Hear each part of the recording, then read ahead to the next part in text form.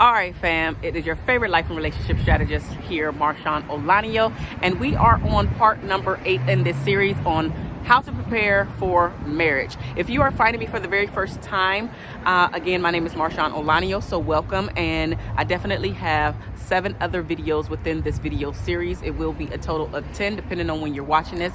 Go ahead and click on the playlist so you can discover all of the things that you need to just think about and start to incorporate in your daily life, as well as if you already are in a relationship, but you're trying to see if this person is right for you, if you are right for this person, how you can be a better person, etc. Just click on the playlist, check out all of the videos. Definitely leave me comments down in the comment section below because I love to continue the dialogue. Now, with that being said, today's topic of how to prepare for marriage is how safe are you to be with and to be around. We're specifically talking about emotional safety today.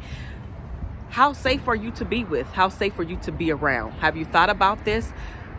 I'm giving you several things to actually think about so you can start to become aware, to be more conscious of how you're showing up, and to be a safe space, a safe place, a place where your partner can feel like, okay, I can let down my guard, I can be super vulnerable, I can cry if I need to, I can ask for help if I need to, I can do all of these things that make me look weak. I can do this with him, I can do this with her, and not feel like they're going to judge me or look at me differently. So those are some of the things you want to think about, right? So I'm gonna give you a plethora of things for you to decide for yourself. Am I already doing this thing, or do I need to go ahead and start to become better and do better in this area of becoming a safe place for your potential partner or your current partner? So now with that being said, can your partner share their innermost thoughts with you? How are they with opening up with you? Or have you even seen this? Prime example, your partner opened up to you, was sharing all of these great things with you, so they thought they were great, and then you started to shoot it down or say that it was stupid, this is dumb, why would you think that you can do something like this? And then as time goes on, after you not being a safe place has shot their ideas down, has shot down some of the things that they felt was going to be awesome, then they stop talking to you about this very thing, or these things that they felt were really, really great, that was going to take them to the next level, that was maybe even going to take the both of you to the next level, your relationship to the next level. But you notice that they have shut down in this area with sharing things with you. Maybe they're not feeling safe with you, or because you have shot down several things that they have brought to your attention, that they no longer feel like you are the person that they can share these things with. It doesn't mean that they're not sharing them. It just means that you are not hearing these things. You are not the person that they are sharing them with anymore, because they don't want to hear your criticism or the negative Nancy. Whatever it is, you're not their safe place anymore. The next thing to think about is, are you usually positive or negative? I just brought up negative Nancy. Are you usually the person that's like, yeah, baby, do that. Oh my God, yes, I got you no matter what, no matter what, we're in this thing together? Or are you like, nah, again, negative Nancy, all the stuff that I just mentioned before? Are you going toward the negative, literally thumbs down for you if you are doing that? But rest assured, this is why we're here, so you can become aware. Maybe you're not even aware that you do this. So now I'm heightening your awareness. I'm bringing your conscious level up so you can pay attention to the words that come out of your mouth, because words can totally tear your partner down and it can rip your relationship apart. The next thing to think about is, be honest when you speak your truth to your spouse, to your partner, but definitely do it in love. I totally believe that you can say any and everything that you want to say. It's all about your delivery. I brought that up, I'm pretty sure it was the last video, but it's all about your delivery. How are you delivering your message?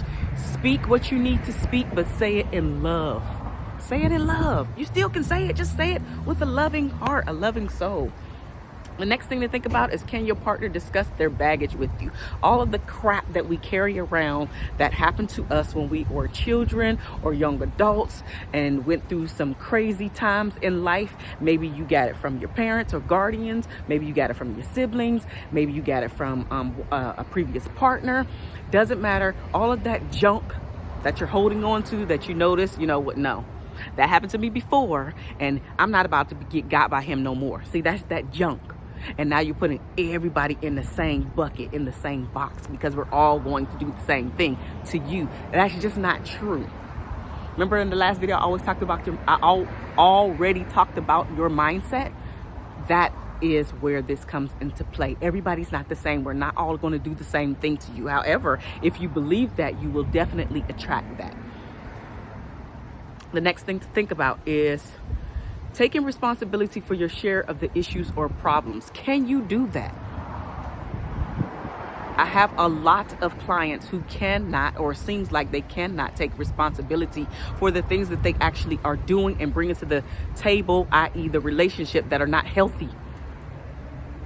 And I'm the one that's going to tell you with love that you need to tighten up on this area, because your ish does stink too. Take responsibility for your share of issues and problems that you are bringing to the relationship. Don't worry about your partner. Don't worry about your spouse, because you only have control over you. You cannot control your spouse or your partner. You cannot. And for that matter, you can't control nobody else but you. Nobody else but you. The next thing is just being consistent. How consistent are you? Do you check in with your partner or spouse about the relationship, but just to see how they're doing? Like literally, how are you actually doing? Like, I know you're going to say, okay, so, but now we're getting past the placating part of it. How are you actually doing? How have you been feeling? What are you working on? What can I help you with? Can I be a support system for you? Tell me about your next venture.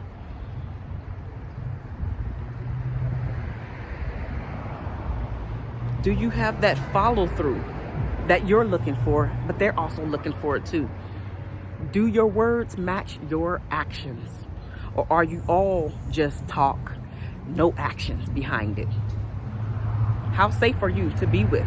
You know, women look for safety in relationships. Of course, most of us look for stability, right? But women have a tendency, that's one of our top things. But how consistent are you saying that you got $1 million idea, but you're not doing nothing with that $1 million idea? You're just sitting on it. And now I'm sitting here waiting for you to take action behind that. And here's the thing. How you do one thing is how you do everything. So if you are becoming or not doing anything with your $1 million idea, you're probably going to do the same thing when you say that you want to change something in our relationship, which means you're not going to do it, because that is what you consistently do, which is not show up. You do not take action. You just do a lot of lip service. Is that you? Do you just do a lot of lip service? How often are you giving positive affirmations and just being positive, period? How often do you say, you know what, baby, you got this. Go out there and kill them today. Take that meeting by the head. You got this. You know all the information. Go out there and just work it, because you got this. How often are you feeding and breathing life into your spouse and into your relationship? Or are you always taking away from it and your partner? Now, here's the next thing. It's a big thing, because a lot of us need to vent, and I get that. However, don't tell everyone, which is your outsiders, about every single detail, especially the ugly stuff that goes on in your relationship. Now, let me do a disclaimer with that. If there's some type of abuse, I'm not talking about that. I'm talking about the things that, like, you know that you want help around the house, but you have not gotten your partner or spouse on board with you yet. Everybody don't need to know that. What goes on in your household needs to stay in your household, because here's the thing, ladies and gentlemen. When you're over it, when you and your spouse are on good terms, you have forgotten about that because y'all good. But guess what? That friend or friends or family that you told about him not helping or her not helping, guess what? Now they're looking upside her head or his head. And trust me, as the friend and as the family member, we get it, we understand, but because you are my friend, because you are my family, I don't want nobody to do you wrong. And so that's what that's about. Yeah, they love and everything, but here's the point. You're going to be over that, and your family and friends are not going to be over it. They're not going to live it down, and they're probably going to say things like, he or she is not good enough for you. Not realizing that you're bringing your own junk to the table, but they never look at that. They always are going to look negatively at your partner or your spouse. So everything that's going ugly, not going right in your relationship, don't bring it to the outsiders, because they will not forget it. Are you a safe place to share the sexual fantasies with? Or do I have to talk about this outside of you with my friends? Maybe I'll do it, maybe I won't. Maybe I've brought it to you before, you weren't open and receptive to it, so now you think that I don't talk about it anymore. But it's not that I don't talk about it anymore, it's just I don't talk about it with you anymore. Can he or she share their sexual fantasies with you? Or are you always, oh excuse me, your nose is up, you frowning up, like, why would I do that? Oh no, I ain't doing that. You going through all of that. Think about it. Can he or she discuss their insecurities and fears with you? How does that work out? What does that look like? How much are you being a safe place for your potential spouse? Take inventory on where you're at today. Out of all the things that I just mentioned, take inventory on what you're doing right and what you're doing wrong, because the wrong you can correct, the right just continue doing.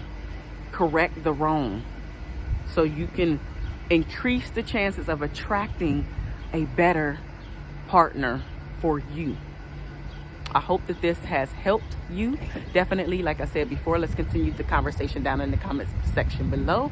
And guess what, ladies and gentlemen, we have 2 more videos in this series. Again, this is number 8 out of 10. I will definitely see you guys very, very soon. But how are you preparing for marriage? That's the question. That is the question.